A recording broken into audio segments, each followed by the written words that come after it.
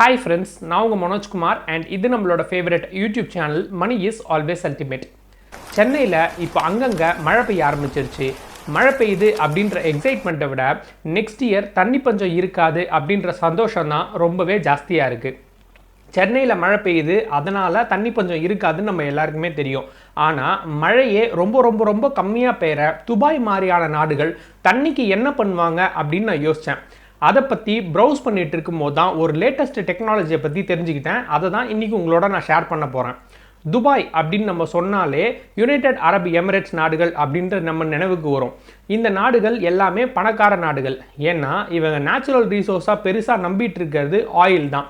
Oil and oil based products மூலமாக இவங்களுக்கு பணம் எக்கச்சக்கமாக சேருது. இவங்க பணக்கார நாடு அப்படின்றதுனால இவங்க மெயினாக இம்பார்ட்டன்ஸ் கொடுக்கறது கம்ஃபர்ட்னஸ்க்கு தான். AC car, AC building, AC bathroom அப்படின்னு இல்லாமல் அண்ட் இவங்களோட சாப்பாடு முறையே வேறு மாதிரி டிஃப்ரெண்ட்டான நிலைமையில் இருக்கும். சரி, இவங்க தண்ணிக்கு என்ன தான் பண்ணுவாங்க? ஒருவேளை காசு கொடுத்து வெளிநாட்டிலேருந்து வாங்குவாங்களோ அப்படின்னு நான் யோசித்தேன். நீங்கள் வெளிநாட்டிலேருந்து எவ்வளோ தான் தண்ணியை காசு கொடுத்து வாங்க முடியும்? இப்போ நம்ம வீடுகளில் சம்பு இருக்குது. ஒரு லாரி தண்ணி வாங்கினாலே மேக்ஸிமம் ஒரு வாரம் இல்லை 1.5 வாரம் வந்தாலே பெரிய விஷயம் அப்படின்ற நிலைமை தான் இப்போ இருக்குது. அப்போ ஒரு நாட்டுக்கே தண்ணி தேவை அப்படின்னா எந்தெந்த நாடுகள் கிட்டேருந்து எவ்வளோக்கு எவ்வளோ லட்சம் லிட்டர்ஸ் வாங்கினாலும் அவங்களுக்கு பத்தவே பத்தாது இல்லையா? அதனால தான் அவங்க ஆர்டிஃபிஷியல் ரெயின் உண்டாக்குற டெக்னாலஜிக்கு இறங்கியிருக்காங்க. இந்த ஆர்டிஃபிஷியல் ரெயின் அப்படின்ற டெக்னாலஜியோட பேர் என்னன்னு பார்த்தீங்கன்னா கிளவுட் சீடிங் அப்படின்றது. இந்த கிளவுட் சீடிங் டெக்னாலஜி எப்படி பண்ணுறாங்க அப்படின்றத நான் விளக்கமாக சொல்கிறேன்.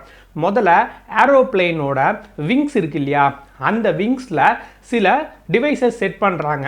அந்த டிவைசஸில் என்னென்ன கெமிக்கல்ஸ் இன்க்ளூட் ஆகிருக்கும் அப்படின்னு பார்த்தீங்கன்னா sodium iodide, potassium iodide and dry ice.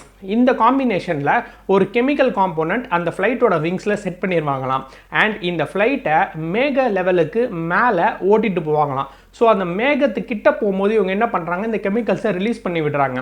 So இந்த கெமிக்கல்ஸ் மேகத்தில் இருக்க சின்ன சின்ன ட்ராப்லெட்ஸ் இருக்கு இல்லையா, இந்த சின்ன சின்ன ட்ராப்லெட்ஸ் எல்லாத்தையுமே ஒன்று சேர்த்து ரொம்ப பெரிய ட்ராப்லெட்ஸ் ஆக்கி வெயிட்டை இன்க்ரீஸ் பண்ணி அதுதான் மழையாக இவங்களுக்கு பெய்யுதான். ஸோ இதுதான் இந்த cloud seeding R artificial rain technology in Dubai.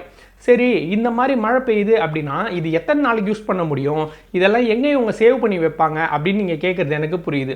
இதனால தான் துபாய் கோடிக்கணக்கான ரூபாயை செலவு பண்ணி துபாய் ஹட்டா டேம் அப்படின்ற ஆர்டிஃபிஷியலான ஒரு டேமை கட்டியிருக்காங்க.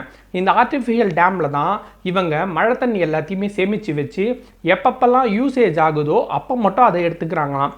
அண்ட் இதை ரீசைக்கிள் பண்ணி இந்த வாட்டர் ட்ராப்லெட்ஸை கொஞ்சம் கூட வேஸ்ட் பண்ணாமல் இவங்க பார்த்துக்கிறாங்களாம். இந்த செய்தி கண்டிப்பாக உங்களுக்கு பிடிச்சிருக்கும்.